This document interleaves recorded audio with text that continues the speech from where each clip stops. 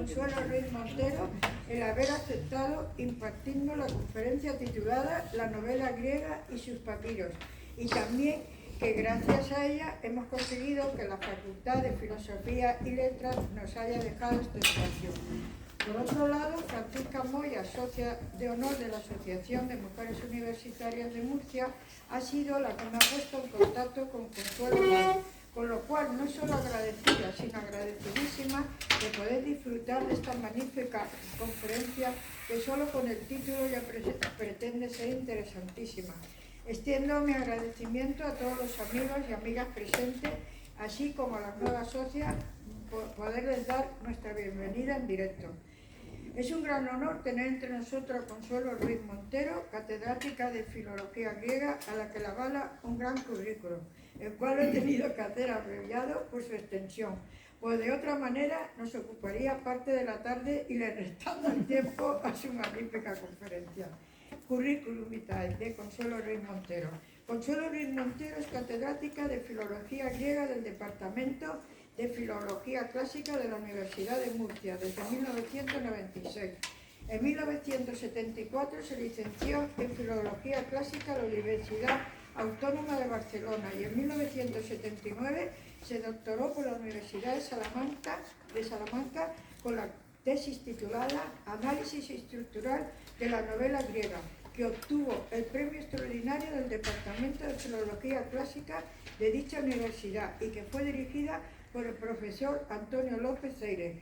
Gozó de una beca de la Fundación Alexander von Humboldt, de un año de duración en la Universidad de Múnich en 1991, que fue prorrogada luego en otros 6 meses.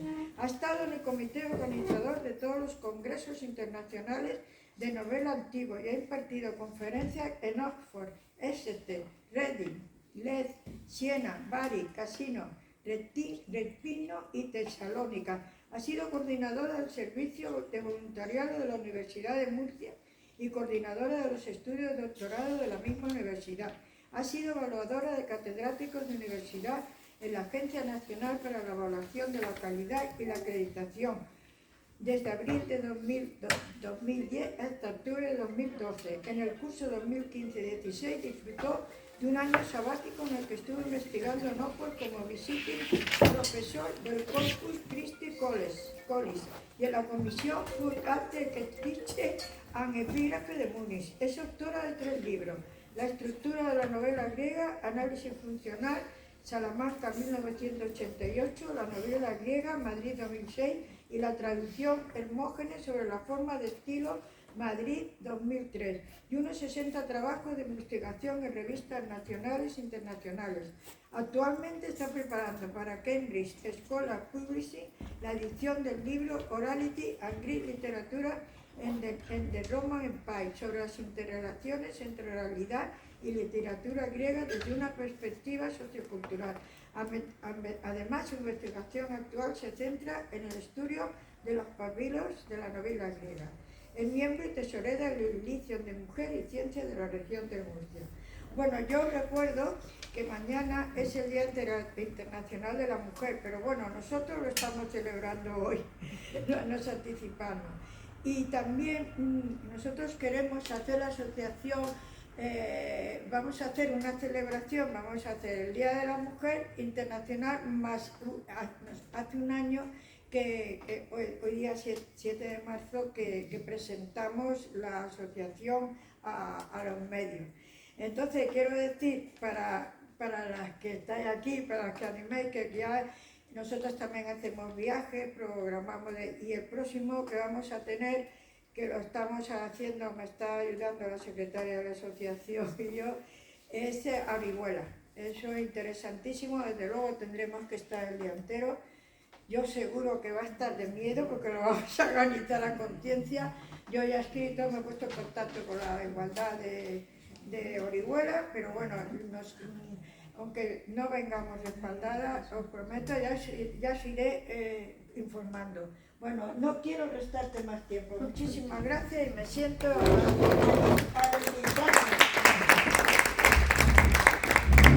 Bueno, lo primero, muchas gracias.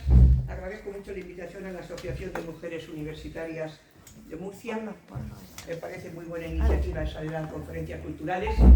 Y bueno, yo quiero también recordar que mañana es un día muy importante para todas las mujeres de este país, porque desde 1920-30 tenemos ahí unas mujeres extraordinarias. Por otro, si viste el otro día el reportaje sobre Clara Campoamor en La Voz, que estuvo muy bien, ¿no? Es de nuestra asociación. Por eso, me acordé de vosotras, digo, tenéis el mérito, chicas, de seguir una senda extraordinaria. Así que yo feliz. ¿Apagamos con suelo? Sí, ¿Se ve mejor? un poco, Venga. pues sí, porque mientras yo pueda leer, Sí, porque queda mejor, Sí. ¿eh? Ah, sí, sí. entonces, Lo ideal. no, yo leo ahí, o sea, si cerráis un poco más, yo puedo leer, lo digo porque vais a ver mejor así. Sí, está más o menos bien. Bueno, pues nada, muchas gracias, como digo, y además me permitís compartir con vosotras pues, uno de los temas que más me gustan y a la que he dedicado toda mi vida, que son las novelas griegas. Porque he convivido con ellas, pues ya veis, desde mi tesina, mi tesis, y acabo de cumplir 70 años, aunque no parezca, ya lo sé, pero ya sé que no parece, como me dicen a veces, yo por eso lo digo, que lo tengo, ¿no? Pero bueno, que mi espíritu está joven, quizá porque leo sin parar, pues porque mi afán de conocer pues no ha llegado a su límite. No sé si alguna vez me pararé, pero de momento siempre encuentro temas que investigar, temas en los que profundizar, de los que ya he estudiado, y sigo siempre, porque para mí la investigación es fundamental, es fundamental. Bien, vamos a hablar de los, fijaos el título, que es efectivamente sugestivo, y cuando hablamos de papiros, pensamos en Egipto. ¿Lo veis bien? Sí, sí, más o menos, ¿no? Este es un mapa de Egipto.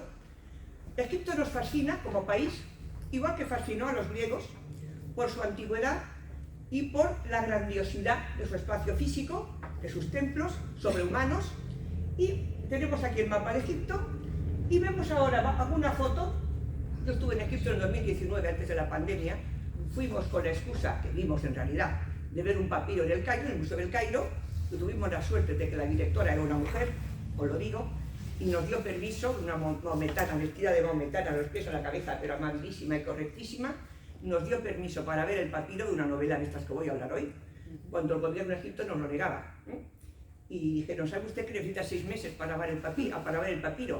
Necesita 6 meses para que le demos permiso. Digo, pues lo sentimos, pero vamos a Egipto ya. Lo que no le dijimos al gobierno es que lo habíamos visto.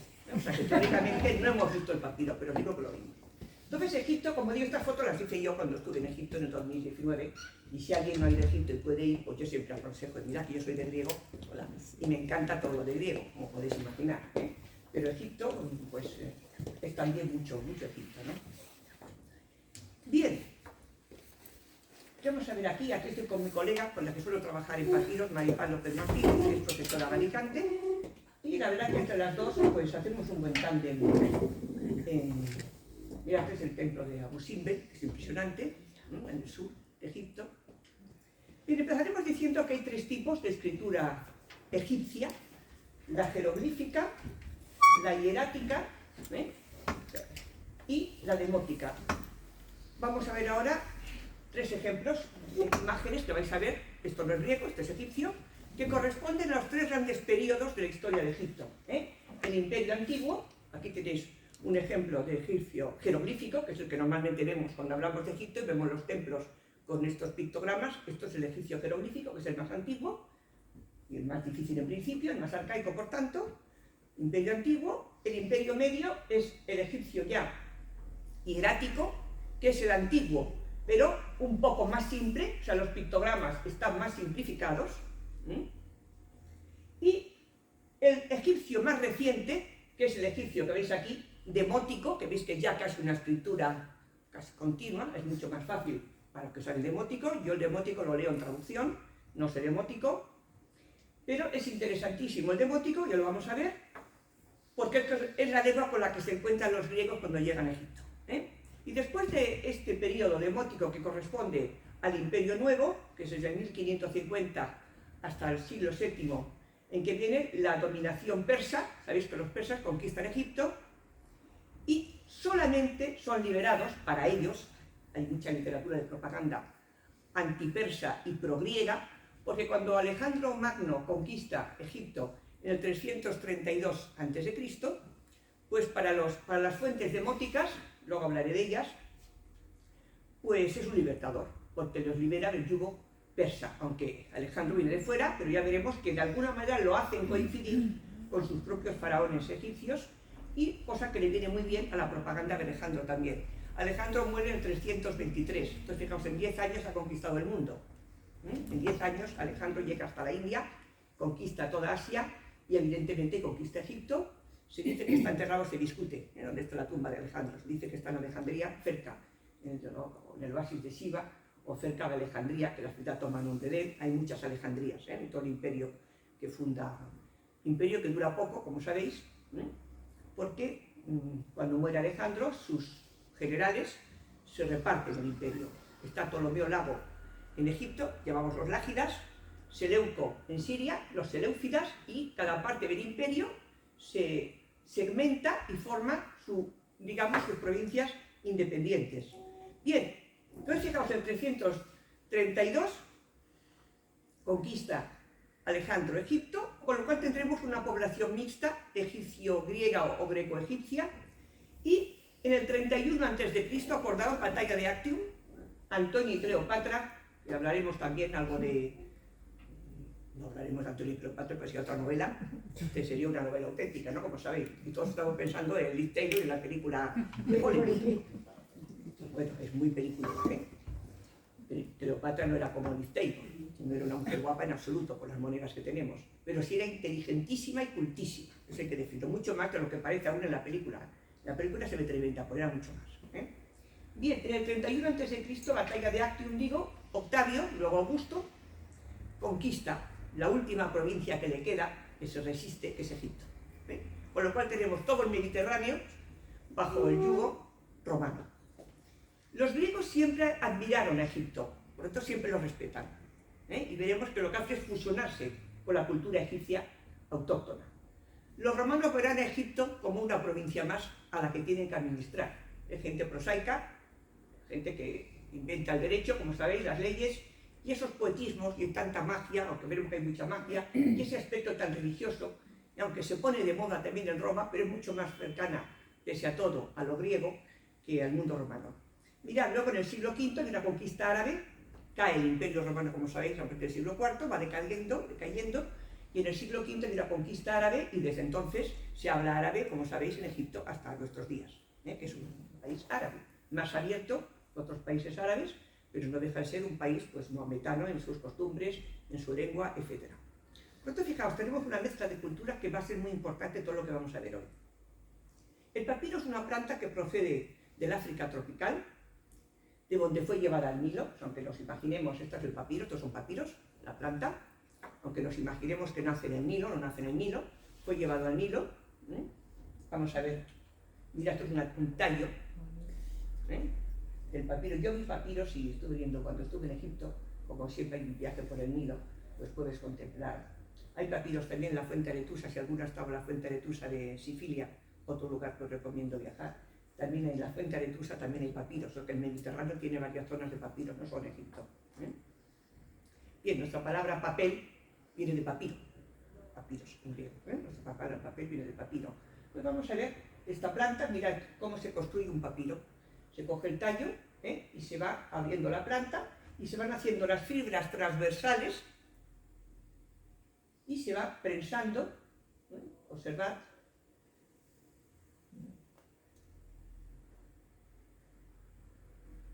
Los americanos quisieron hacer un papiro en el microscopio, se puede ver, este es un papiro artificial, moderno, americano.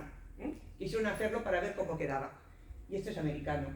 Esto vamos a ver que es el papiro al microscopio auténtico, egipcio, que donde se ven las fibras, como veis, transversales.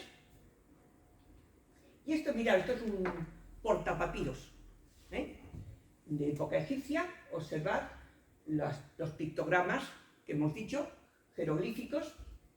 Ahí se metían, enrollados, como veremos, se enrollaban los papiros y ahí se metían. Mirad, ahora lo vamos a ver después. Esto es otro papiro que explicaré después. Cuando se deja de trabajar, de ser cultivada la planta, el papiro, para hacer papel, pues el papiro muere. Entonces los papiros actuales de Egipto, del Nilo, no son los antiguos, o sea, no son los hijos de los antiguos, para que me entendáis, sino que fueron importados desde el Jardín de Luxemburgo, en París, en 1872, y fueron plantados frente al Museo Egipcio y a partir de ahí se fueron extendiendo por el resto del Cairo, del Cairo. Los antiguos escribían en rollos que iban desenvolviendo, con un cálamos, que es en lugar de un bolígrafo, tenían una especie de pluma, iban cálamos, y contenían una serie de columnas con páginas, y así se forman los primeros libros. Libro, acordaos que en griego es biblion, de donde viene Biblia, biblioteca, biblion. Y en latín volumen, porque volvo, evolucionar, volvo, es dar la vuelta a los rollos. Con lo cual libro en latín es volumen y en griego biblion. El primer libro, los primeros libros, podríamos decir, es en forma de códice, que es esto, más o menos para que me entendáis. Un códice sería esta forma. Empiezan en el siglo II después de Cristo. Empiezan. Y es lo corriente a partir del siglo IV después de Cristo. Los cristianos tuvieron mucha importancia en eso, porque los cristianos desde siempre, desde un principio, usan el códice. Entonces el códice se extiende a todo tipo de literatura. Primero eran, como digo, simplemente rollos, no en forma de libro. Bien, el papiro más extenso que se conserva es egipcio, antiguo, tiene 40 metros, es una copia del Libro de los Muertos. El Libro de los Muertos era un libro que se leía, cuando uno se moría, se ponían trocitos del Libro de los Muertos en los ataúdes para ser leídos en la otra vida, para ayudar al difunto, como este que veis aquí, que se enterraban en el difunto, y este que veis aquí son papiros bastante extensos del Libro de los Muertos del Museo del Cairo. Esta es una foto que hice yo en el Museo del Cairo del Libro de los Muertos. El Libro de los Muertos no es un libro seguido, son capítulos aislados de distintos temas. También sería interesante quizá alguna vez darle más difusión a ese tipo de literatura. Bien, mirad, en los templos egipcios, que son las primeras bibliotecas que conocemos en Egipto, había unas habitaciones especiales que se llamaban Casa de la Vida y Casa de los Libros. Así los vemos en Memphis, en el Serapeum de Memphis, en donde los escribas y los sacerdotes copiaban y comentaban sus escritos de temas tradicionales egipcios: literatura religiosa, medicina, geografía, matemáticas, leyes, narrativas sobre faraones, sobre sacerdotes, sobre magos. Fijaos, hay narrativa de ficción, hay obras moralistas, interpretación de sueños. Lo que diríamos, pues casi todos los temas que podamos imaginar están ya en esos templos, Casa de la Vida y Casa de los Libros. Los Ptolomeos, como sabéis, en Alejandría crean, la nueva capital, una biblioteca. Desde el siglo III a.C., que tenemos Ptolomeos en Egipto, crean una biblioteca importantísima y un museo, en griego musaion, que significa Casa de las Musas, musaion, de donde viene museo, donde trabajan los sabios a costa del Estado, que estaban allí investigando, haciendo ediciones, estudios de textos, de Homero, de los líricos, de la tragedia, lo que es toda la literatura griega. Esos sabios la estudiaban, la catalogaban, con lo cual eran gente pues verdaderamente muy erudita y muy extraordinaria, y por eso estaban pagados, como digo, por el Estado. Mirad, los Ptolomeos adoptan, y toda la gente digamos, los súbditos, adoptan primero dos nombres normalmente. O sea, los egipcios de esa época tienen un nombre egipcio y otro griego, y luego los Ptolomeos se egiptizan, por así decir, muy pronto, se asimilan muy pronto a la cultura local, o sea, a la tradición egipcia, que como digo, en bastante gran medida la respetan mucho, y tenemos, fijaos, aquí tenemos a Ptolomeo III y su esposa Berenice, con el dios Khonsu. El faraón lleva, la tenéis aquí, primero está el dios, lo veis con el círculo solar, Khonsu, y luego tenemos al faraón que lleva el típico gorro egipcio, que es el de doble corona, que son los dos Egiptos, el del norte y el del sur, o sea, el del delta, Egipto del norte y Egipto del sur. Los dos gorros, que es la figura del centro, personifican los dos Egiptos unidos, y luego detrás está Berenice, la hermana y esposa, que se casaban entre hermanos, normalmente los egipcios, y también los macedonios, pues eso no lo veían tan mal como nos puede parecer, porque, bueno, pues ese tipo de uniones estaba bien vista y lo siguen haciendo los Ptolomeos, con lo cual sabéis que Cleopatra pues se casa con su hermano en la película, y es la realidad, O sea, las bodas entre hermanos eran normales en Egipto y los macedonios siguen esa costumbre. Y fijaos que tenemos, si no sabemos que son macedonios, que son griegos, diríamos que son egipcios, ¿os dais cuenta? Nada nos dice que sean griegos, lo que quiero deciros, se asimilan perfectamente a la cultura local. Fijaos que ella lleva la llave de la vida en la mano, que está en todas las tumbas, en todas las pinturas, está esa llave de la inmortalidad, de la vida eterna, igual que si fuera pues, la diosa que representa, que la diosa Isis. Esa diosa es Isis o Hathor, que es lo mismo. Fijaos, esto ya es el colmo de un romano, la toga, el aspecto romano, lleva un libro que quiere que es un intelectual, y observad que tiene dos dioses egipcios, uno a cada lado. Estamos en época romana, pero daos cuenta del influjo egipcio tan grande que existe en la iconografía. Y si vais a Egipto, veis que a mí me sorprendió, por ejemplo, templos de la época de Adriano, siglo II después de Cristo, y la iconografía es completamente egipcia. Nadie diríamos que estamos en época romana, siglo II después de Egipto. Por lo egipcio que se ve todo, y nos choca por lo menos aquí que soy de clásicas. Os diré, la verdad que Roma conquista, como digo, Egipto en el 31 a.C., con lo cual el imperio habla latín en teoría, pero os digo, en la zona de Egipto, la mayoría de los documentos en época romana están en griego, con lo cual tenemos papiros interesantísimos, no ya los literarios, sino no literarios, tanto de época ptolemaica como de época romana, que nos dan una cantidad de información extraordinaria y fundamental para saber cómo era la vida de esta gente, ahora hablaremos un poco de eso, aunque yo no voy a hablar de papiros no literarios, cómo era la vida, digamos, de la gente de la calle, ¿no? Fijaos, esta es la unión, que hay una leyenda demótica, o sea, egipcia, que dice que el último faraón egipcio, Nectanebo II, cuando lo invaden los persas, huye a la corte de Macedonia, acordaos, norte de Grecia, y como es mago, embauca mediante sus poderes a la reina Olimpíade, la mujer de Filipo II. Filipo II es el gran conquistador de Grecia, el que acaba con la libertad de las polis de las ciudades griegas, en el 338, batalla de Queronea, fundamental. Yo no me sé todas las cifras, pero algunas me las sé porque hay que sabérselas. Y yo se lo digo a mis alumnos, no tenéis que saberos todas las fechas, pero algunas sí. 338, batalla de Queronea, fin de las polis griegas. Y luego 31 a.C., conquista romana, importantísimo.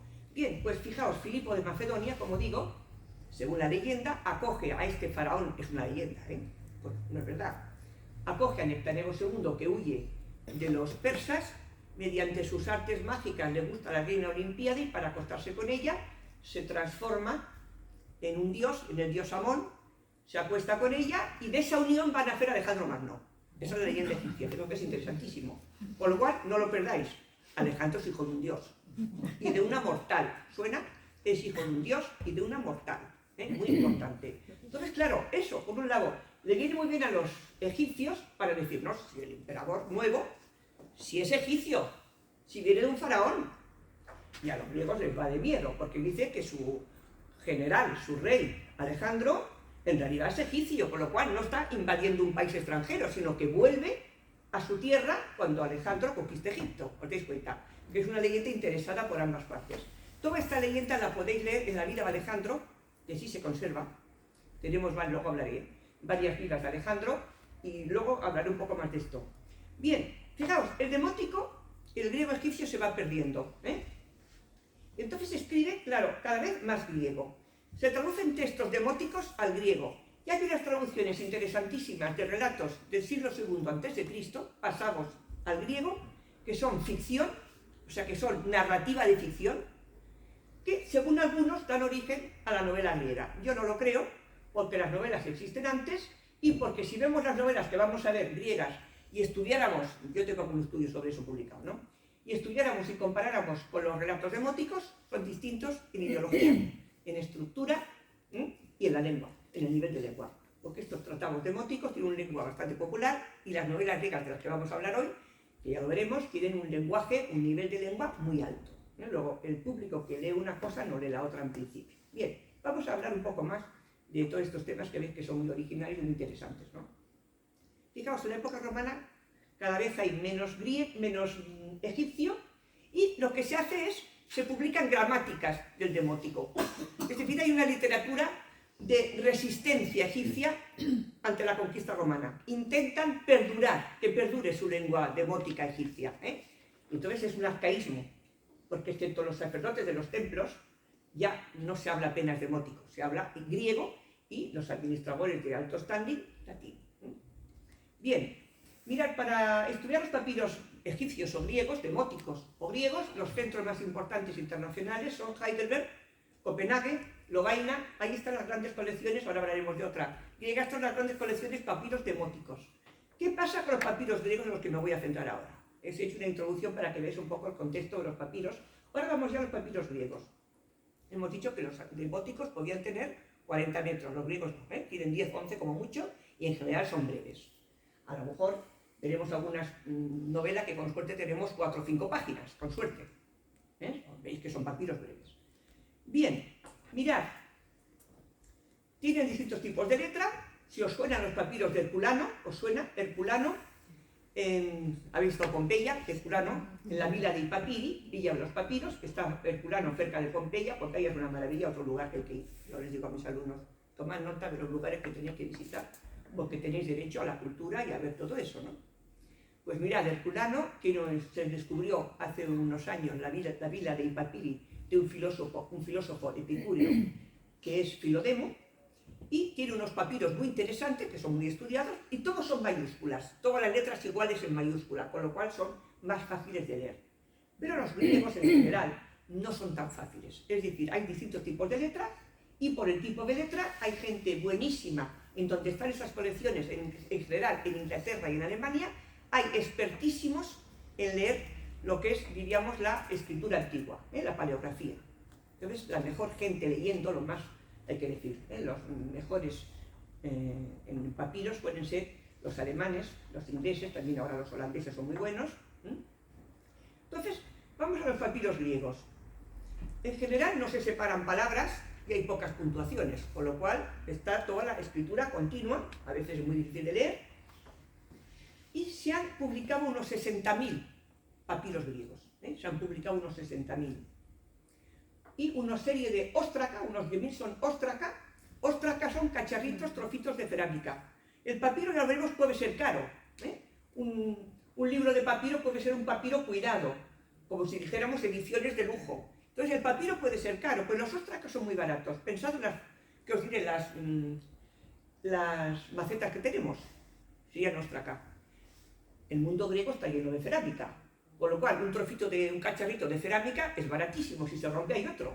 Con lo cual se escribe mucho sobre óstraca, aparte de escribir sobre pergamino, tablillas de piedra, etc. Se escribe, vamos a ver un óstraca de novela luego, se escribe sobre óstraca porque es lo más barato. Y tenemos editados unos 10.000 óstraca en griego. Bien, el papiro más antiguo griego es del siglo IV a.C., es el papiro Beterbeni, en Macedonia, y es un contenido de carácter órfico. Los órficos son una secta, órfico-pitagóricos, van juntos. Entonces es un libro, digamos, un papiro de carácter religioso, órfico, órfico, religioso, mágico, vamos a decir. Se conserva en el Museo de Tesalónica actualmente. La mayoría de los papiros que tenemos son del siglo I al III después de Cristo. Eso es muy importante, porque fijaos, si la mayoría son del siglo I al III, quiere decir que es la época en que se lee y se escribe más de todo el mundo antiguo, griego y romano. La época en que se escribe y se lee más, porque tenemos más papiros que nunca, es los 3 primeros siglos del Imperio, sobre todo el siglo II.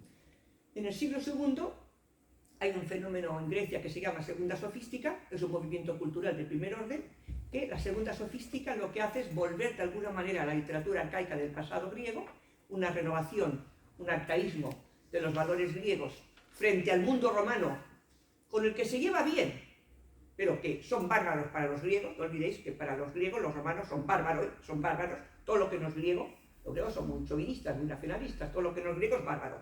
Y los romanos forman parte de los bárbaros. Entonces les dominan, y los romanos saben que los dominados, como decía Horacio, los dominados saben más que los dominantes romanos. Entonces los romanos, digamos que tienen un gran respeto por la cultura griega, pero los que mandan son los romanos. Entonces hay una vuelta al pasado, hay un romanticismo en toda esta época del siglo I al III después de Cristo, y no es casual que coincida con el auge de los papiros. Mirad, los papiros han encontrado, por ejemplo, los que vamos a ver, más frecuentes, los oxirrincos, suena oxirrinco, papiros oxirrincos, está más o menos en la mitad de Egipto. Es la colección más importante de papiros. Se han publicado unos 6.000, pero se han encontrado como 500.000 papiros en un basurero gigantesco de metros y metros. 500.000 papiros encontrados en los primeros siglos del imperio en Oxirrinco, que es nuestra mayor fuente de papiros. Importantísima la colección de Oxirrinco que está en Oxford. Hay otros papiros, colecciones, me refiero, en Florencia, en Berlín, en el Cairo. Todos hemos ido a ver esos papiros, porque cuando la foto de internet, hay fotos publicadas en internet de papiros que son muy fáciles de leer, pero otras veces no son fáciles de leer. Y cuando queremos ver algo bien, vamos a ver el papiro original. Hemos ido a leer papiros, nos han dado permiso, en Florencia, por ejemplo, los alemanes dan todas las facilidades del mundo, y los italianos menos, y los egipcios he dicho muy pocas. Depende, eso vaya a saber que cada país tiene su tigre, ¿no? Bien, mirad, estos papiros que se han publicado, la mayoría son documentales, que decimos, es decir, cartas privadas, decretos, de todo, cartas dirigidas a oficiales, contratos, es decir, la vida real. La vida real que es, como digo, importantísimo como documento de qué piensa la gente, cómo vive la gente, en qué cree. Tenemos cartas que son un encanto, ¿no?, de un marido a su mujer, que dice, me has dicho que no te olvide. ¿Cómo voy a olvidarte? Esto nos hace mucha gracia en un siglo I después de Cristo leer una carta de un marido a su mujer, a lo mejor con falta de ortografía, ¿no?, pero muy interesantes. Otras son de una madre a un hijo que le dice, estudia para que te hagas un hombre de provecho. Fijaos, estamos en el siglo I o II después de Cristo. ¿No? Cuenta que decimos lo mismo en las cartas. Las cartas son interesantísimas, las cartas no literarias. Tenemos cartas a hijos, en fin, la vida privada, hay contratos, hay cartas quejándose a un oficial, etcétera, etcétera. Bien, estos son los más frecuentes de los papiros griegos, los que llamamos documentales porque no son literarios. Luego hay una colección interesantísima de más de 100 papiros greco-egipcios que son los papiros mágicos griegos. Los papiros mágicos son increíbles, los tenéis traducidos en la colección Gredos, si alguna vez los queréis leer, están bien traducidos, y están escritos por sacerdotes egipcios helenizados, es decir, gente que está mezclando la cultura egipcia con la griega, mezclan mitos egipcios y griegos, la iconografía de los papiros, aunque estén escritos en griego, es egipcia en gran medida, y os se da, como digo, esa mezcla de culturas que estamos viendo. A veces citan dioses que no conocemos, no sabemos quiénes son, pues son dioses egipcios, locales, no sabemos quiénes son. La palabra magos, que sepáis que es persa, donde viene magia es palabra persa, porque son los inventores de la magia los persas. De Persia pasa a Egipto, y luego Egipto se mezcla con lo griego, y tenemos estos papiros mágicos escritos en griego, pero de tradición egipcia. Y llegamos a los literarios, que es lo que nos interesa a nosotros. Pues son interesantísimos porque están cercanos en el tiempo a la fecha de composición de la obra en cuestión, a la fecha de las novelas, por ejemplo, que vamos a estudiar, o del género que sea. Son de tipo escolar, o sea, unos son de la escuela de retórica y otros son papiros privados que a uno le ha gustado un trozo de una novela y lo ha copiado. Y tenemos papiros que son trocitos de una novela, de una comedia, o un trozo de Homero que a un particular le ha gustado y ha hecho una copia. Muy interesante, porque fijaos, este puede ser os diré, el recto del papiro, y en el verso tenemos una factura, o algo privado, que no es literario, y por el verso vemos la fecha del papiro a veces. Otras veces vemos que la escritura es distinta, luego no corresponde a la misma época el recto y el verso del papiro. Bien, fijaos, hay dos etapas en el estudio de los papiros. Primero la transliteración, que vamos a ver enseguida, la transliteración de los... Vamos a ver alguno. Mira, este es un papiro benino, la novela más antigua de Occidente, de la que vamos a hablar un poco. Esto, claro, hay que pasarlo, diríamos, esto está en griego, pero está sin separar palabras, veis que son columnas, lo veis que son varias columnas, y hay que pasarlo al griego, digamos, conocido, a transcribir en el griego alfabético que conocemos, y luego hay que traducir e interpretar. Mi, digamos, especialidad es la segunda parte. Traducción e interpretación de estos papiros, es de lo que yo sé más. Lo otro lo hace más mi colega, aunque lo hacemos entre las dos, porque hemos estado viendo los papiros los dos, pero mi fuerte es la traducción e interpretación de los papiros. vamos a las de la novela griega. Fijaos, se conservan unos 60 papiros y diréis, unos 60 que no se pueden contar. Pues no, porque hay fragmentos a veces tan breves que no sabemos si son de novela o no, si es una obra de ficción o no, porque se describe, por ejemplo, una tormenta, un naufragio, y hay naufragios en todas las novelas, pero también la historiografía tiene tormentas y naufragios, y también las obras de retórica pueden describir retóricamente una tormenta, ¿entendéis? Hay elementos de contenido que si no aparece un nombre, un tema X, no podemos asegurar que sea novela, pero tenemos seguros, que es bastante, unos 60 papiros, aparte de las novelas que se conservan enteras, que vamos a ver, hay unos 60 papiros de novela griega, lo cual, como veis, son bastantes. La primera, tenemos ahí la novela de Nino, de la que vamos a hablar, las novelas de amor, la novela de Nino. Esta es una novela de tipo romántico, está escrito en la caligrafía, es uncial, quiere decir son letras mayúsculas, el que ha escrito esto es una persona culta. El nivel de lengua, el nivel del griego del papiro es literario, es decir, está escrito por una persona que sabe mucho griego porque está citando a Tucídides, a Heródoto. Es decir, el que ha escrito este papiro, el autor de la novela, sabe mucho griego, es un hombre culto. Esto, insisto, porque luego voy a hablar sobre hasta qué punto es marginal la novela o no. Fijaos, bien escrito y escrito por una persona muy culta. Esto es importantísimo. Bien, la historia de Nino, y suponemos Semíramis, su pareja, digo suponemos porque la leyenda es Nino y Semíramis se casan en la historiografía griega. Semíramis es la antigua Samuramat, reina que existió. Samuramat era de armas tomar, según las fuentes mató a Nino, se casó con él, luego lo mató, o sea, tremenda. Y Nino es un ser legendario, no sabemos si existió, es epónimo, es decir, el rey epónimo de Nínive. Según los antiguos, Nínive venía del nombre de Nino, la ciudad de Nínive, Pero os digo que así como Semíramis sé que existió, Samuramat, Nino es legendario solamente, pero para la historiografía griega es histórico. Los griegos lo tienen como un ser histórico, con lo cual estamos, fijaos, muy importante, novelas históricas, las primeras novelas que se conservan en papiro, las primeras novelas de Occidente, novelas históricas, veremos que son novelas de amor. Bien, lo que nos cuentan los papiros de Nino, que son varios, es que hay una pareja de primos, son primos, hermanos, se quieren, hay un problema para casarse, no porque sean primos, que se casan entre primos normalmente, sino porque ella es muy joven, no quieren que se casen los padres, hay una ley que impide, pero consienten y los chicos se casan, son una pareja de enamorados apasionados, y se casan y parece que se van juntos después de la boda de viaje, y por lo que vemos en los papiros, que están rotos como podéis imaginar, veis que se rompe el papiro, cuando está más interesante la cosa se rompe el papiro siempre, como suele ocurrir, como los sueños a veces, que se interrumpen, ya lo sabéis. Pues por lo que leemos en los papiros, se van de viaje, son separados a su pesar, él tiene una serie de aventuras, él sufre una pérdida, hay un naufragio, por un papiro que aparece, hay un naufragio, pierde toda su flota y se queda en la nada. De alguna manera ella debió ser, por lo que vemos en otras novelas posteriores, porque tienen todas el mismo esquema.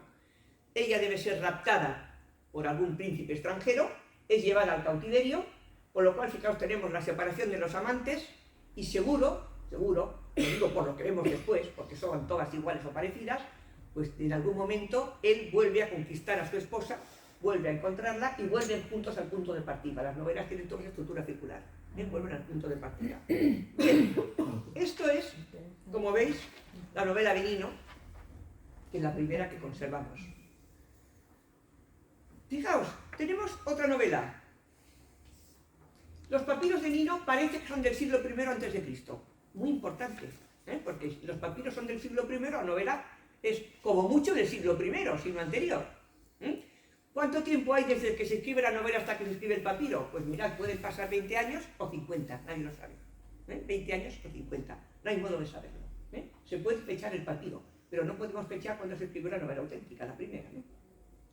Bien, otra novela importantísima, parece que posterior, pero son más o menos coetáneas. Aquí tenemos otros papiros, la novela de Parténope, interesantísima, tenemos más datos sobre esta que sobre la otra. Mirad, esto vamos a ver un papiro de Oxirrinco, ¿veis? Pioxis, como se abrevia, papiro de Oxirrinco, eso es un número, fijaos que está rotísimo, está absolutamente quebrado el papiro. Esto, como veis, es difícil de leer, pero bueno, todos tenemos publicado algo de esto también, y os voy a decir en qué consiste la novela de Parténope. Hay estos varios papiros y hay un ostracón. Esto es un ostracón.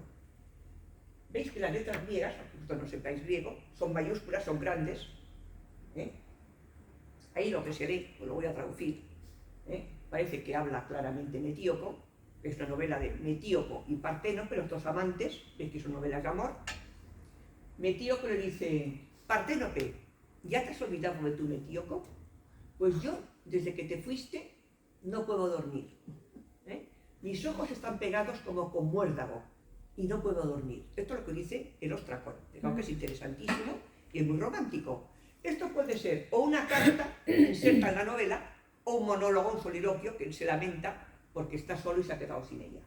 Puede ser una carta que le escriba, porque vemos cartas de amor en las novelas, puede ser una carta o puede ser, como digo, un monólogo, un soliloquio.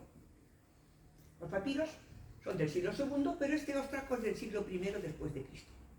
Es decir, el siglo I, cuando hay un ostracón, es que se ha divulgado ya la novela. Este ostracón puede ser perfectamente de una escuela, donde en la escuela los maestros hacen copiar a los niños un trocito de literatura que sea interesante por una palabra especial o porque sea muy famoso ese pasaje. Lo cierto es que en el siglo I después de Cristo la novela está divulgada y se conoce, porque conocemos el ostracón. Pues fijaos, ¿de qué época es la novela? ¿El mismo siglo I después de Cristo o primero antes de Cristo? ¿Os dais cuenta? El original, no es que va la duda. Pero os digo que esto es lo más antiguo de novelas griegas, Nino y Parténope. Mirad, además de los papiros tenemos la suerte que tanto de Nino como de Metíoco y Parténope tenemos unos mosaicos impresionantes. Ceuma, desgraciadamente citamos en las noticias hace poco por los terremotos. Siria, zona riquísima, helenizada, riquísima, cultísima en el Imperio Romano. Desgraciadamente, primero la guerra bárbara que hemos tenido en Siria y ahora el terremoto, pues han afectado muchísimo a todos estos bienes materiales y han acabado con gran parte de la cultura siria. Pero vi en la tele que algún museo de Siria se había salvado y tengo la esperanza de que se salven. Mirad, estos mosaicos y otros impresionantes son del 200 después de Cristo, de la zona de Siria, de una ciudad que se llama Ceuma, en Siria. ¿Veis que se lee pa? No sé si lo veis. Pa, los que sepan griego, pa. Y Metíoc es Parténope y Metíoco en griego, pero lo vais a ver más claro ahora. Están sentados en un lecho. ¿Lo veis que están sentados los dos amantes? Sí. Está roto, pero se ve perfectamente el peinado de ella, de época romana, los pendientes, como se le cae la túnica, las sillas típicas romanas, y vamos a ver, fijaos, aquí no tenemos ninguna duda, porque se lee en griego perfectamente Parténope y Metíoco. Bien, Parténope es hija de Polícrates de Samos, personaje histórico. Fijaos lo que os decía, novela histórica. Hija de Polícrates de Samos. Si se llamaba Parténope su hija y lo que le pasó, si se casó o no se casó, eso no lo sabemos. Pero fijaos, estamos en un, quiero que veáis, contexto histórico. Metíoco es otro personaje histórico de la historiografía griega. Luego estamos personajes históricos a los que se les asigna una historia romántica de ficción. Bien, claramente parece que ella le está echando en cara algo. Sabemos por los textos egipcio-griegos y por uno que voy a citar ahora, que Parténope va hasta Persia buscando a Metíoco y allí se ha casado con una persa. Ya no sabemos lo que pasaría en Persia, pero desde luego lo que yo no tengo ninguna duda es de que de alguna manera él vuelve con su mujer o su prometida y se deja la persa y se vuelve con la griega. ¿Por qué? Porque tenemos un poema épico del siglo XI persa, que está escrito con letras árabes, pero el poema es persa, que se llama, se pone de moda en el siglo XI una serie de poemas épicos que se llaman El amante y la virgen. Todos tienen la misma estructura y el mismo contenido. No se llaman Metíoco y Parténope, pero se llaman El amante y la virgen. Pero los versos que se conservan, que son 400, se parecen muchísimo al papiro griego. Es decir, el que ha traducido eso lo ha traducido del griego, para que me entendáis. Es una paráfrasis, entiendo, comparando el papiro griego y la traducción de ese verso. Yo el persa lo leo traducido, porque no sé persa, lo leo en inglés. Pero viendo la traducción del papiro griego, que sí que lo leo, claro, y viendo el texto persa me doy cuenta de que el que ha traducido ha tenido el papiro griego delante, porque es muy, muy fiel al texto griego. ¿Qué pasa? Que tampoco está entero el persa. Entonces no sabemos cómo acaba el texto persa. Otros textos persas que sí que acaban, por la ideología, creo yo, persa, ninguno acaba en la unión sexual de los amantes. Ningún poema persa acaba con la unión sexual. Tienen que separarse y sufrir y nunca hay sexo, nunca hay unión. Todas las novelas griegas que conocemos, todas acaban en unión sexual. Es decir, se casan y hay una noche de bodas que a veces se describe. Es decir, hay una diferencia muy grande entre los poemas persas, pero yo creo que es por la ideología persa, no por las novelas griegas. Porque las novelas griegas todas tienen final feliz, todas. O se casan, o si se han casado y se separan, vuelven a reunirse. El happy end es obligatorio en las novelas griegas, no así las persas. Pero insisto que es, yo creo, por la ideología persa, que bueno, pues no admite, la ideología persa no admite la unión sexual. Pero para más INRI tenemos una novela, la novela de Santa Parténope, que es una novelita breve. Santa Parténope es una santa que nunca existió. Pero los cristianos, pues les gusta leer en los textos paganos las novelas de amor, aunque se las prohíben, como veremos, que no las lean. Pero les gustan y crean una santa, una joven, virgen y mártir, que es, digamos, es requerida por el rey Constantino y por otro rey persa. Quieren casarse con ella, ella está en un convento de monjas, es una chica jovencita, tiene 12 años, está en un convento y quiere ser virgen y mártir toda su vida, no quiere saber nada con ningún hombre. La raptan, intentan casarse con ella, intentan las mil y una, pero ella hace ver que se va a casar, porque las heroínas son siempre muy astutas, engaña al rey persa y lo que hace es, cuando va a casarse, dice que quiere fuego para hacer unas súplicas, para una ceremonia ritual, y lo que hace es echarse a la pira. Entonces, la niña, Santa Parténope, muere santa y mártir. Insisto, no existió nunca Santa Parténope. Es una novela, pero muy interesante, cristiana. Te das cuenta, los cristianos tenemos los apócrifos, no sé si os suena, la literatura apócrifa, los hechos apóstoles apócrifos, los evangelios apócrifos, son absolutamente novelescos. Yo he dirigido tesis sobre este tema, son interesantísimos. La lengua es muy interesante también. Entonces, fijaos, los cristianos leen a los paganos e intentan adaptarlos a su ideología cristiana, con lo cual el happy end, la unión sexual y el matrimonio nunca se van. Pero bien, muy interesante. Ahora, yo estoy convencida que esta novela griega tiene un final feliz. Estoy convencida de que antes o después se juntan, vuelven a su patria, ella recupera el trono de su padre, etcétera, etcétera. La novela es interesantísima y el nivel de griego, digo, es muy alto. Es decir, el que ha escrito esta novela es un autor muy culto, igual que Colmino. Entonces quiero que lo tengáis presente porque luego voy a volver sobre el tema. Bien, entonces vamos a ver esto, fijaos, este es un trozo de un fragmento del papiro persa, que os he dicho, del siglo XI, épico, que veis que está escrito en árabe. Y este es un pasaje muy interesante también del poema persa, y observad que ahí sí que hay una ilustración muy interesante, y debajo de la ilustración lo que dice es Parténope y sus hermanas. Parténope no tiene ninguna hermana, son hermanas de cautiverio, son mujeres cautivas como ella, que están ahí vestidas, como veis, de persas. Entonces, fijaos hasta qué punto se ha llenado de ideología persa un texto que en origen es griego. Bien, fijaos, tenemos ya la novela de amor, que es lo que os he dado en fotocopia, pues si lo queréis llevar a vuestra casa, lo vais a ver aquí, pero que si lo queréis conservar, yo tengo un libro escrito sobre esto, que es este. Si a alguien lo interesa, yo tengo PDF, se lo envío gratuito a quien lo quiera. Este se puede comprar. Es todo lo que digo en versión corregida y aumentada, con todos los detalles de las novelas y más, que no puedo tratar todo, ¿no? Pero, como digo, tengo un PDF, si a alguien le interesa, se lo mando. Fijaos, estas son las novelas que se conservan de amor. Primeras novelas de Occidente. Los papiros, hemos hablado Nino, Parténope, y luego fijaos, he citado simplemente títulos, no voy a insistir, son novelas en donde el protagonismo femenino es muy fuerte. Quione es nombre de mujer, Calígone es mujer, Antia es mujer, Eusiene es mujer. Sesoncosis es un hombre, y es lo que tenemos en el papiro. Seguramente hay una historia de amor que apenas aparece, pero esto es lo más importante de los papiros, que te he puesto unos cuantos, hay muchos más, hemos dicho que los 60, hay muchos más. Pero fijaos, es muy interesante porque nos da idea de hasta qué punto tienen éxito estas novelas, y se escriben muchas novelas de amor.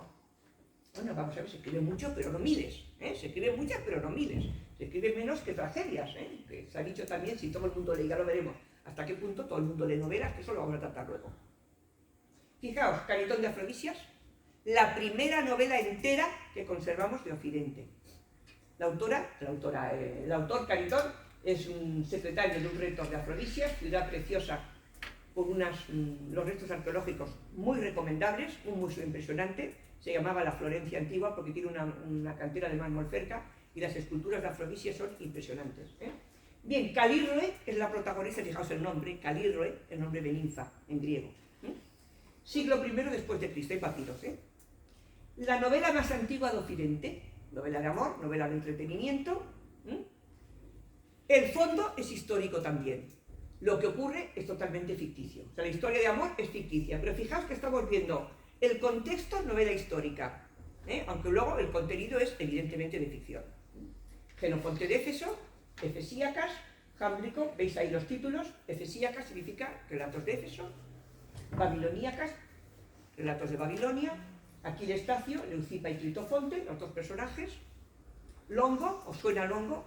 Damis y Cloe, seguro que os suena, relatos pastoriles o Damis y Cloe, lo mismo, son dos, esta novela tiene mucho encanto, está muy bien traducida estas en Lagredo, tenéis muy buena traducción de Aquiles en el mismo volumen, Aquiles y Longo están en el mismo volumen de Lagredos, muy bien traducidas. Longo tiene mucho encanto, son dos pastorcillos que se enamoran, y fijaos, así como en todas las novelas primeras tenemos la misma estructura, una pareja que se casa, son separados, tienen aventuras distintas y se encuentran al final, con todo tipo de peripecias, naufragios, piratas, raptos, todo lo que os imaginéis. Está ahí las Efesíacas, bueno, una archinovela. El que lee las Efesíacas ha visto todas las películas después de Hollywood y de todo. Reíros de Hollywood, leí todo esto. Así como digo que hay una búsqueda que es típica de la estructura novelesca, un personaje busca al otro, que luego aparecerá en la novela bizantina, del siglo XVII en España, la búsqueda y todo eso. Y tenemos, dice, ahora vamos a citar a Heliodoro, dice Cervantes, cuando escribe el Persiles, que es el libro del que él se siente más orgulloso, el Persiles, yo he leído 100 páginas, a lo mejor hay aquí alguien que ha leído más. Yo no pude pasar de las 100 páginas, mira que leo novelas, pero era, vamos, difícil de digerir, porque llega un momento que ya no sabes quién es quién, empiezan a aparecer personajes y otro, y otro, y otro, y ¿esto qué es? El Persiles, dice Cervantes, libro que se atreve a competir con Heliodoro. Aquí está Heliodoro. Fijaos, para él el importante no es el Quijote, como sabéis. Nosotros admiramos más el Quijote que el Persiles. El Persiles sigue este tipo de novela. Y hay otros, de Lope de Vega y de otros autores, que están en esta línea. Y entonces, fijaos, Longo, no hay una búsqueda de un enamorado por el otro, porque apenas se separan. Ambos buscan el amor. Y es muy interesante, la novela tiene mucho encanto. Está escrita en un griego muy culto. Todo esto que os digo está escrito en un griego culto. Es decir, que ha escrito las novelas son gente que estudió mucho, porque conocen a Homero, a los líricos, ¿entendéis? Citan a Safo, etcétera, etcétera. Por lo tanto, el que ha escrito esto sabe mucho griego. Entonces, fijaos, Longo os lo recomiendo, tiene un encanto especial. Son dos pastorcillos que al final se casan. No voy a decir el argumento, pues si lo queréis leer, pero tiene mucho encanto, porque los pastores no saben lo que les falta. Se besan, se abrazan, pero falta algo y no saben qué. Y hasta el final de la novela, pues no dan con el quiz, chicos, no digo cómo para teneros en ambas. Si queréis luego lo cuento.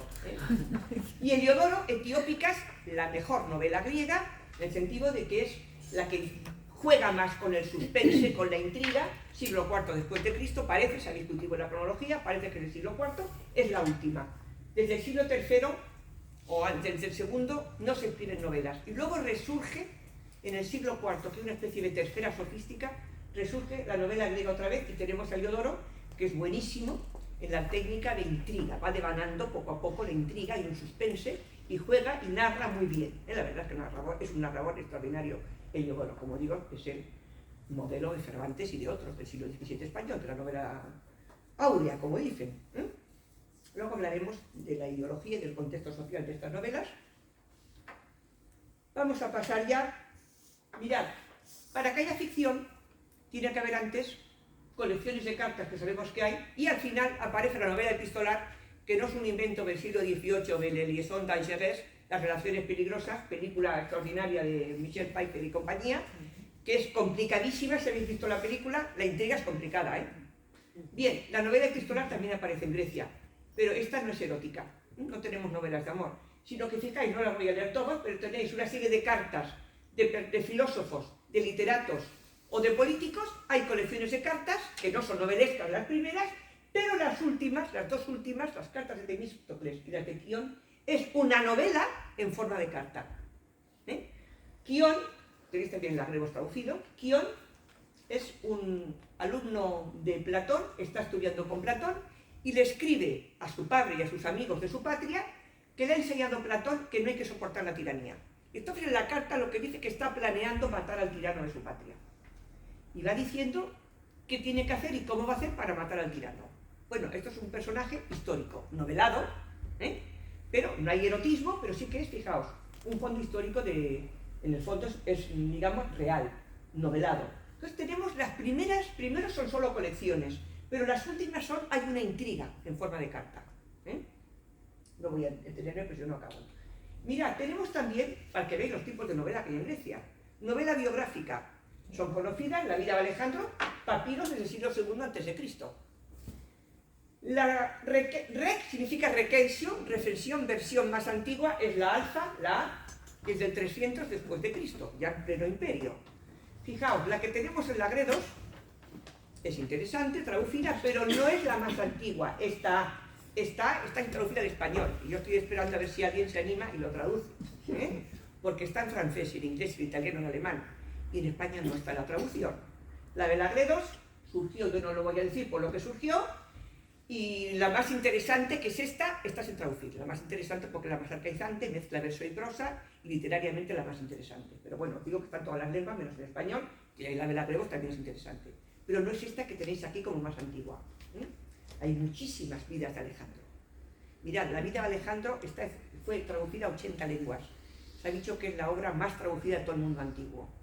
Tuvo un éxito extraordinario. Alejandro está en las catedrales medievales como santo. La vida de Alejandro tuvo un éxito bárbaro en la Edad Media. Es santo. Bien. Luego tenemos otra obra que tuvo muchísimo influjo, la vida de Esopo. Me diréis, ¿Esopo existió? Pues sabemos que Alejandro existió. Esopo existió, y yo os digo, para los griegos sí.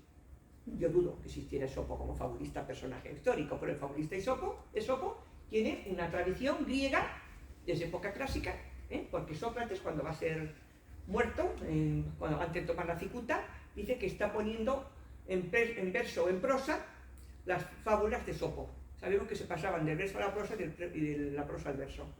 Luego las fábulas de Esopo existen por lo menos a finales del siglo V, en el 400, el 399 muere Sócrates. Están ya Esopos conocidos, me refiero. Ahora, la novela de Esopo, que es interesantísima, que la leéis también, yo tengo una traducción hecha, que a ver si la publico alguna vez, hay papiros, tiene un léxico bastante difícil, y es un nivel de griego mucho más bajo, el nivel de lengua no es de las novelas de amor. El que ha escrito esto sabe, pero es distinto, no le interesa citar a Homero, ni a Heródoto, ni a las tragedias. Es otro nivel de lengua y es otro contexto ideológico. Aquí no tenemos como no son novelas de amor, aunque hay elementos eróticos, no son novelas de amor, no hay búsqueda del uno por el otro. Lo que buscan todas estas novelas, es lo que veremos después en El Pícaro, la vida de Esopo, influye mucho en el Lazarillo de Tormes, es una búsqueda de identidad. ¿Quién soy yo? Alejandro se va preguntando a lo largo de toda la vida de Alejandro, ¿voy a morir? ¿Cuándo voy a morir? ¿Puedo ser inmortal? La obsesión de Alejandro es si puede ser inmortal. ¿Quién soy yo como ser humano? Y es interesantísima, la verdad que merece la pena que la leáis. Y luego está la vida del filósofo segundo, que bueno, es una biografía novelesca también. Hay más vidas, pero os he puesto a temas importantes. Hay más. Quiero que veáis simplemente que hay novelas biográficas o biografías novelescas, como queréis llamar, en griego también. ¿Seguimos? Fijaos, otro tipo de papiro, novela cómico-paródica. ¿Os suena Petronio, Satiricón? No os perdáis el Satiricón de Filibiso, la habéis visto la película, que es buenísima. El Satiricón de Petronio, el romano, el que está en latín, del siglo I, parece, se discute, pero parece que el siglo I, la época de Nerón. Porque ya sabéis que con Nerón o se suicidaba uno o lo suicidaba Nerón. Así se suicidó Séneca, gracias a Nerón. Pues Petronio se suicida en la película famosa de Quo Vadis. Supongo que la conocéis, si no la habéis visto ni que leer. Bien, pues bueno, pues Petronio era árbiter elegantiae para los romanos, es decir, el árbitro de la elegancia no por el físico, sino por lo bien que escribía, la elegancia retórica. Fijaos, estamos con novelistas, con gente que tiene mucho nivel literario. El Satiricón es interesantísimo, que no está entera lo que se conserva, está traducido en español también, y es interesantísimo la película de Fellini, yo creo que es una buena interpretación muy barroca, como es Fellini, muy barroca, pero es que el Satiricón de Petronio debía ser lo más, muy barroco. Y tenemos ya, conocéis a Apuleyo, el asno de oro, Metamorfosis de Apuleyo. Pues fijaos, tenemos en griego varias obras de metamorfosis de hombre asno.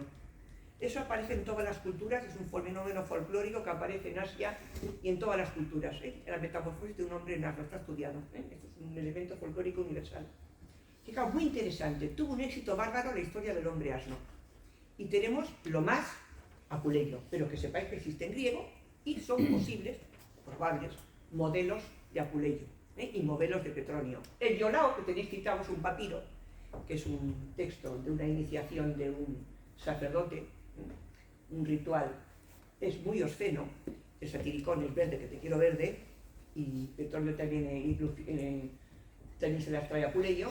Y tenemos ya una novela cómico-paródica, fijaos que todo es comedia y parodia de novelas de amor incluso, no se creen nada de lo que cuentan, se están riendo, son geniales, son autores muy cultos, y si la novela lo veremos de amor es de color rosa, esta es verde, pero muy verde. Bien, muy interesante también, claro. Vamos a pasar al último tipo de novela. Antes de ver ya, me voy a centrar luego en las novelas de amor, ideología, público. Fijaos, la novela Reíros de los viajes a la luna de las películas y de Julio Verne. La novela entre utopía y ciencia ficción. Utopía es palabra que inventó Tomás Moro, como sabéis, en el Renacimiento. Utopía es palabra que en griego significa ningún lugar, pero si vais al diccionario no existe en griego. Utopía es una palabra griega rehecha, artificial, no existe en griego. Lo que tenemos en griego es átopos, que significa fuera de lugar, como en párrafos atópicos, desgraciadamente los hay, ¿no? Fijaos, átopo significa raro, fuera de lugar, pero utopía significa en griego ningún lugar, es el Neverland, o Wonderland en inglés, Alicia en el País de las Maravillas, que sigue toda esta tradición. Fijaos, pero esa tradición tan importante y que hoy nos llena las películas, las novelas de ciencia ficción, es griega también. Y tenemos ahí unos textos. Antonio Diógenes escribió Cosas increíbles allende Thule. ¿Thule os suena de algo? ¿En vuestras mentes juveniles está el Capitán Trueno? Sí. ¿Cómo se llama la novia del Capitán Trueno, chicos? Ingrid. Sigrid, ¿de dónde reina? ¿De dónde reina Sigrid? De Thule. El que ha escrito el Capitán Trueno le suena algo, Thule. Y ha puesto ahí Thule. Bueno, los fragmentos que quedan dicen poco, pero el resumen de Focio, que está ahí, Focio, el patriarca de Constantinopla, tenemos la suerte de que ha leído unas cuantas novelas de amor y ha hecho un resumen de 4 o 5 páginas. Entonces, cuando se ha perdido el original, tenemos el resumen de Focio. El resumen de Focio, no he traído ninguna fotocopia, pero si lo leéis, ya que quiera, como digo, yo os doy después, si queréis, os doy más copias o lo que queráis.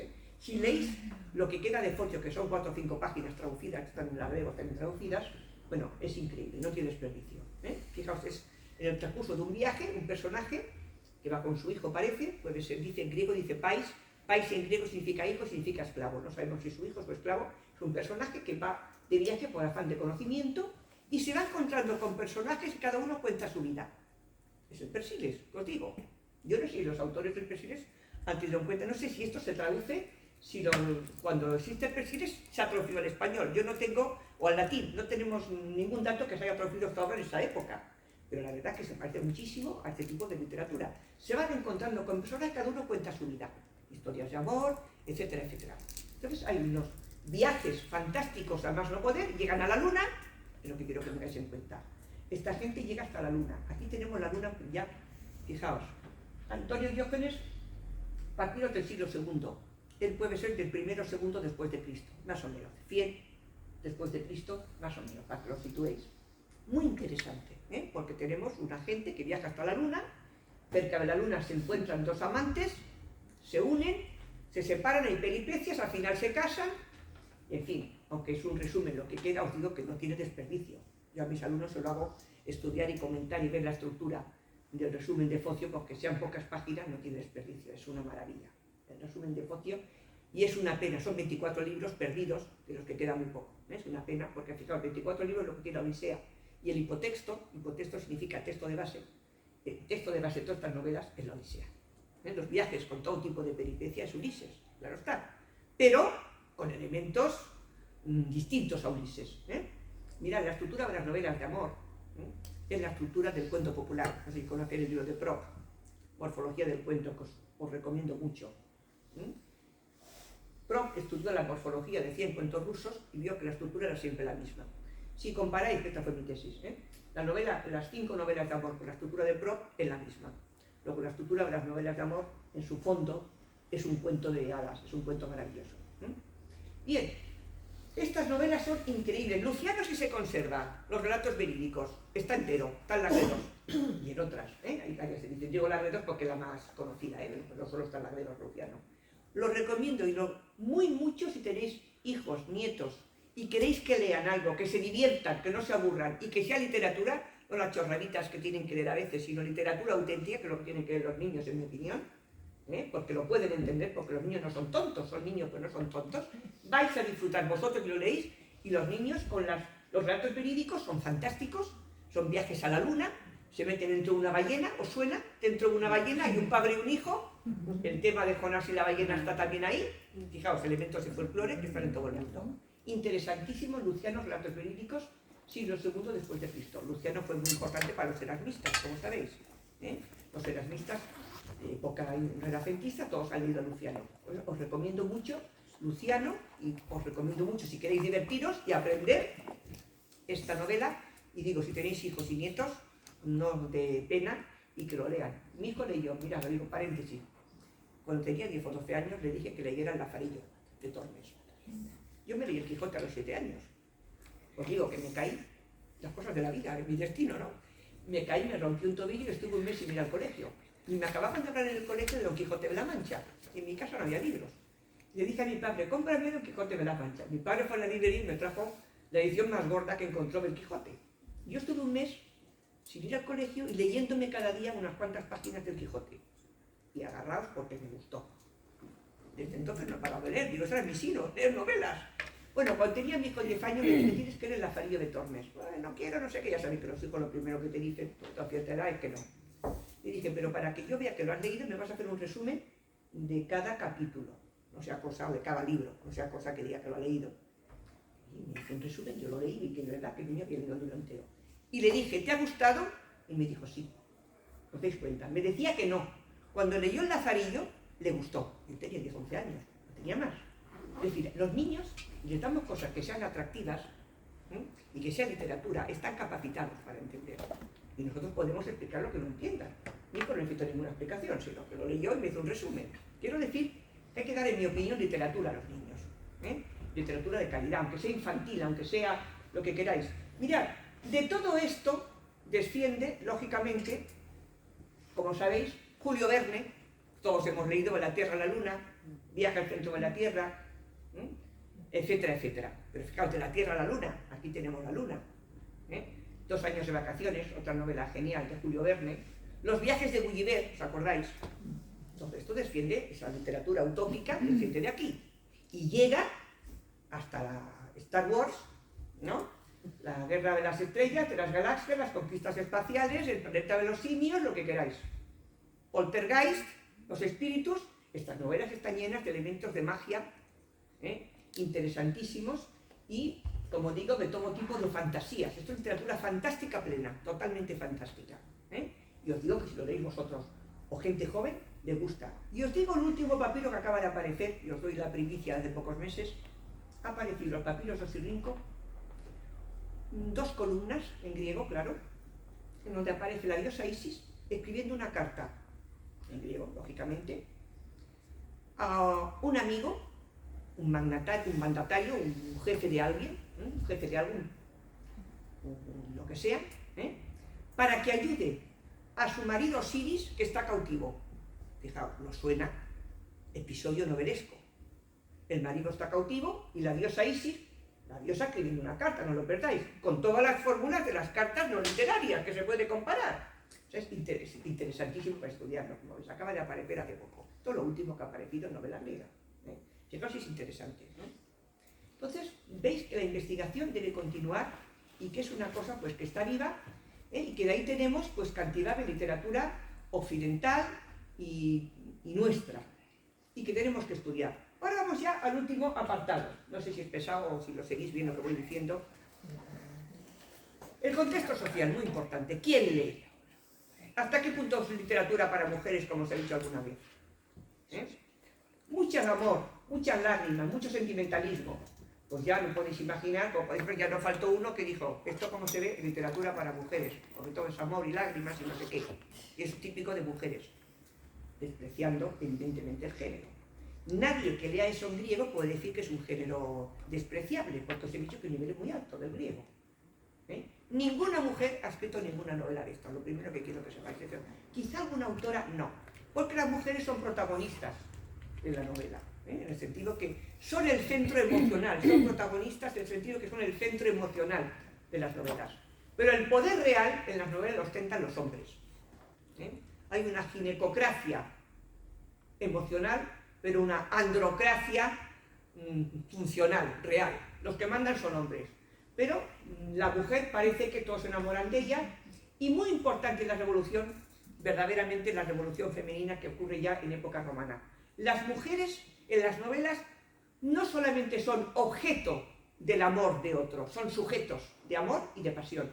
Ellas expresan sus sentimientos y le dicen a un hombre que les gustan y que los quieren. Fijaos, esto que nos parece esto es tan normal, esto es una revolución. Se casan por amor, y eso es normal, no es normal. En esta época se casan porque los casan los padres. La gente no se casaba por amor. Los chicos y las chicas están separados. Solo se ven a fiestas religiosas en este tiempo. Y tenemos, yo no sé hasta qué punto hay una revolución de los jóvenes diciendo queremos casarnos con quien queremos, no con quien quieran los padres. Lo cierto es que los jóvenes siempre hay un obstáculo familiar al comienzo de las novelas, pero acaban casándose. Y luego ya diré todo lo demás. Entonces fijaos, lo primero que yo quería deciros, ¿es género de evasión o de combate? Eso se ha estudiado para las novelas de caballerías. Las novelas de entretenimiento, bueno, las que tenemos, parece que solo son eso, algo frívolo de entretenimiento. ¿Tienen algún ideario? Pues sí, estas novelas defienden unos idearios. ¿Cuál es este ideario? Pues mirad, primero tenemos amor y sentimentalismo, sí. Amor a ultranza, fidelidad a ultranza, amor más fuerte que la muerte, más allá de la muerte. Los enamorados son enamorados siempre. El amor está por encima de todo en estas novelas. Yo he llamado a eso una especie de erotópolis. Se crea una ciudad del amor, una especie de erotópolis donde el mejor ciudadano, el mejor vasallo es el más fiel a las leyes del amor. Fijaos, por tanto, novela sentimental, castidad, etcétera, etcétera, a ultranza. Matrimonio por amor, nunca por los padres que obligan, sino por amor.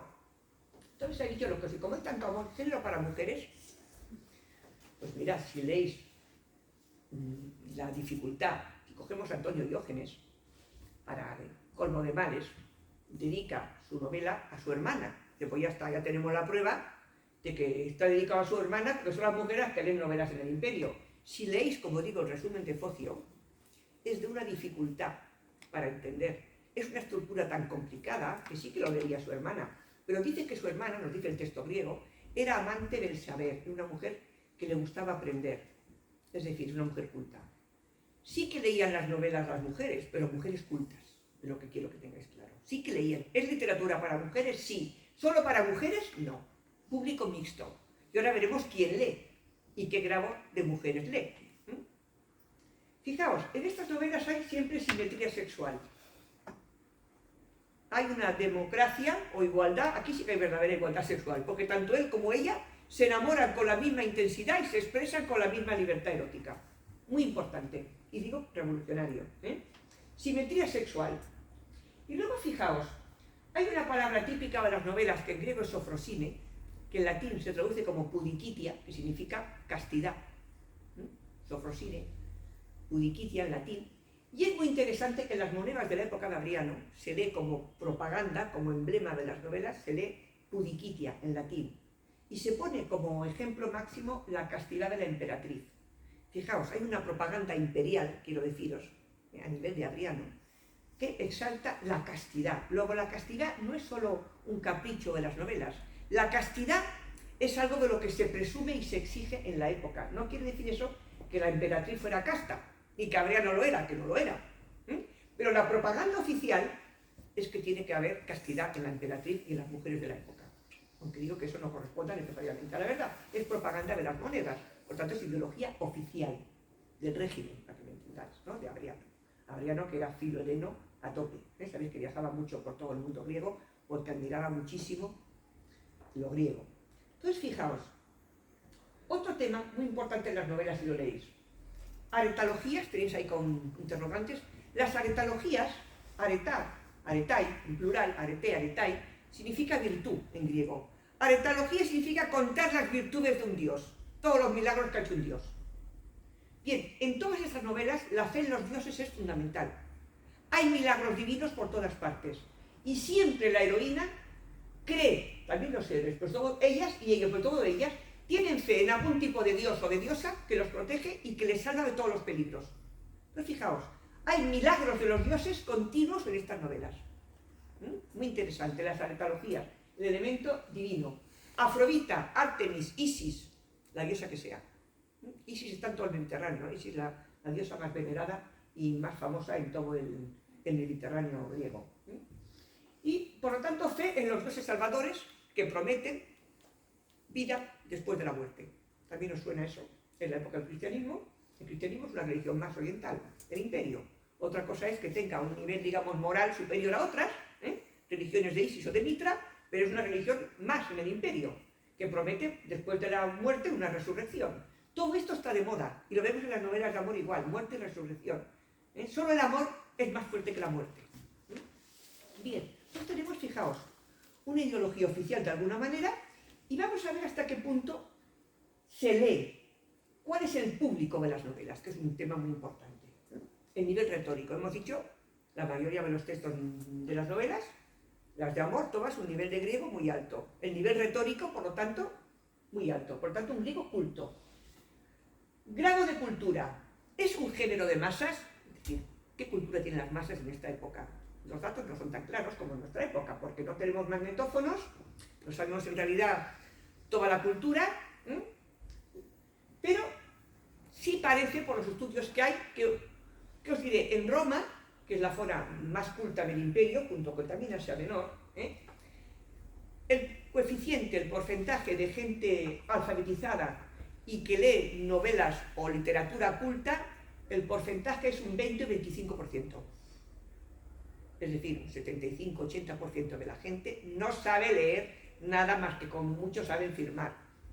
No lo olvidéis. Esto se ha discutido mucho, porque claro, los datos antiguos no son tan claros como los de nuestra época. Pero pensad que hasta la Segunda República el porcentaje del alfabetismo en España era del 80%. ¿De qué nos sorprendemos? Que en la época del Imperio Romano, que es cuando más se lee y más cultura hay en el mundo antiguo, no llegue a pasar de un 20 o un 25%. Como podéis imaginar, de ese 20-25% las mujeres menos. En la cultura de las mujeres puede ser 10-15% de mujeres cultas. Eso es lo que estamos diciendo. Por lo tanto, hay mujeres que leen, sí. Una masa de todo el imperio de mujeres leyendo, no. Sí, hay mucho amor, pero eso no justifica para decir que es género para mujeres, que es lo que quiero que quede claro. Mujeres que leen, sí. Género para mujeres, no. Y hay episodios de guerra y de todo, y eso lo leían hombres y mujeres, claramente. Lo que sí es importante es que le gustaban a los hombres y a las mujeres. Entonces tenemos, bien, tenemos datos de gente que haya leído estas novelas, es decir, ¿cuáles son los lectores reales de las novelas? Porque cuando uno escribe una novela actualmente, conocemos escritores contemporáneos, tiene normalmente lo que se llama lector implícito. Está pensando quién me va a leer, para quién escribo. ¿Quiénes son los lectores implícitos? Pues, por lo que vemos, la gente que escribe estas novelas pensaba en gente culta. Porque ¿para qué cito yo a Homero, a Heródoto o a Safo si nadie ha leído a Homero, ni a Safo, ni a Heródoto? Nadie lo reconoce, no tiene sentido. Ahora, ¿qué lectores sabemos, parece, que han leído estas novelas? Pues tenéis aquí unos cuantos, pocos, que parece que se están refiriendo. Luciano, en la obra que os he dicho antes, el Proemio, en el prólogo, dice que escribe esto, sus relatos, para la gente seria que quiera relajarse de vez en cuando. Gente culta, seria, que quiera relajarse, que lea sus relatos. Y dice, al principio, solo una verdad voy a decir, todo lo que sigue es mentira. Este es el Proemio de Luciano, que es genial. Os digo que es genial el relato. Antonio Diógenes, lo hemos citado, dice que dedica a su hermana y a otros personajes masculinos. Y hay otra serie de personajes que tenéis ahí, que citan, por ejemplo, Porfirio en la vida de Pitágoras, cita a Antonio Diógenes, Por lo tanto, fijaos, Porfirio, platónico, neoplatónico, un hombre culto, cita Antonio Diógenes, o sea que lo ha leído y lo considera serio. Juliano es Juliano el Apóstata, emperador del siglo IV, que vuelve al paganismo después cuando ya hay cristianismo, Juliano el Apóstata. Hay una carta interesantísima que dirige a los sacerdotes de Asia Menor y les dice que no lean a Aristófanes, porque es muy verde, ni a esas ficciones eróticas en forma de historia. Parece que se está refiriendo a las novelas. Parece que se está refiriendo porque, mirad, en el mundo antiguo no hay una palabra sola que designe novela en griego. Tenemos tragodía, que es tragedia, epos es épica, pero ¿cómo se dice novela en griego? No hay ninguna palabra, hasta que Focio dice dramaticón. He leído una obra dramática que es una novela, pero como tiene tanta peripecia, se llama relato dramático. Pero hasta el siglo IX no hay ninguna palabra de conjunto para calificar al género novelesco.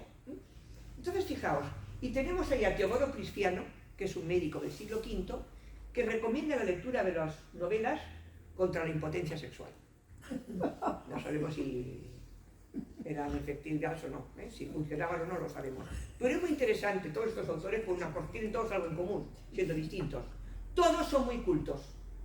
Todos los autores que tenéis ahí citados, todos sin excepción, que sabemos que parece que las han leído y que parece que se refieren a las novelas, son gente muy culta. Digo, ¿quiénes han leído las novelas? Autores muy cultos. Aunque sea para reírse o para decir lo que sea, las han leído y las conocen. Eso nos da un dato importante. Entonces, fijaos, también se difunden las novelas por los mosaicos que hemos dicho, porque hay que decir que la gente las conoce porque en su casa, en las casas patricias, la gente pone Cupido y Psique, o las dos protagonistas Miro y Semíramis, sometido con Parténope, ¿entendéis? Es decir, se ha divulgado el género y se ha aceptado, porque aparecen los mosaicos de Siria, que se veía es una zona muy culta y muy rica del mundo antiguo. Eso por otra parte. Y luego acabo ya el pantomimo. ¿Qué es el pantomimo? Mirad, el pantomimo es un tipo de danza, sabéis que hay mimo y pantomimo. El pantomimo era una danza que tenía un éxito bárbaro en el mundo antiguo, sobre todo en el siglo II, época de las novelas después de Cristo, en donde había un coro que cantaba, un danzarín que iba ejecutando un argumento, y el coro cantaba, pues podía ser un ejemplo de una tragedia, o sabemos que las novelas formaban parte, digamos, de lo que es el repertorio de los pantomimos. Lo sabemos porque se citan a Nino, a Metíoco y a Parténope entre los pantomimos del siglo II. Entonces, fijaos, la novela se ha divulgado en mosaicos, en teatro, pantomimo, que no es un teatro popular, porque el popular es el mimo, el pantomimo es culto, eso también lo sabemos. Pero fijaos, la novela se ha divulgado muchísimo en el siglo, en toda esta época romana. Y yo ahora propongo, y veis que hay un interrogante, porque esa es mi hipótesis de trabajo que estoy trabajando últimamente y que he propuesto por escrito y que sigo. ¿Podría haber una difusión oral de las novelas? Es decir, hay una minoría que lee, un 20% que lee, pero eso, unas obras tan atractivas como estas, pues mirad, parece que Apuleyo alguna escena se pudo llevar al teatro. Entonces mi pregunta es, ¿se podía leer en el teatro, que os diré, un monólogo? Porque la novela está llena de monólogos y de patetismo. ¿Se puede llevar algún monólogo al teatro? En los banquetes de la gente rica, que sabemos que había banquetes en donde después se leía literatura, se hablaba, se discutía literatura, como dicen Plutarco, Luciano, muchos autores. La gente culta se reunía, Plinio, unos datos interesantísimos, Plinio joven, siglo I después de Cristo. En los banquetes, después de cenar, insisto, se hablaba de literatura, la gente culta, podía leerse, además de leer, que sabemos, la Odisea, o de leer alguna comedia, o leer a Platón, que se leía a Platón, se representaba a Platón. ¿Se podía leer pasajes de las novelas? Bueno, pues yo pongo un asterisco porque lo reconstruyo, porque no hay ninguna prueba. Es una hipótesis de trabajo. Pero yo pienso que quizá pudo haber una mayor difusión de la que pensamos, si hay una posible, en el Quijote, en el libro, la primera parte del Quijote, hay un episodio en donde hay un segador, creo, que está leyendo y hay un montón de gente que escucha mientras el uno lee. Esto no se trata de gente culta, pero sí que hay un hombre que lee y otros que no saben leer, escuchan. ¿Podría haber de alguna manera una mayor difusión de las novelas que no fuera solo la lectura en privado o en público? Porque sabéis que se leía en privado ya. La lectura pública es la más antigua en el mundo griego, pero después cada uno en su casa podía leer también en privado, en su habitación. Lo primero es público. Me refiero público en voz alta. Incluso cuando estaban a solas leían en voz alta, normalmente. Cuando estaban a solas en su casa, la lectura en voz alta es la que predomina en el mundo antiguo. Pero sabemos que también hay escritura en voz baja como leemos nosotros actualmente. Bien, esa es mi pregunta, os dejo ahí con la duda y no sé si he abusado de vuestra paciencia porque me entusiasmo hablando de mis novelas, como sabéis, y muchas gracias por vuestra... No es un género marginal, como se ha planteado alguna vez, no es un género marginal, sino que es el que mejor representa la sociedad imperial. Las novelas son los sueños de una sociedad, un amor eterno, que es lo que todos queremos, un amor eterno, que dure. Fijaos, ese tipo de amores, de sueños de la sociedad, son muy importantes. Por eso creo que las novelas son muy importantes. Muchas gracias.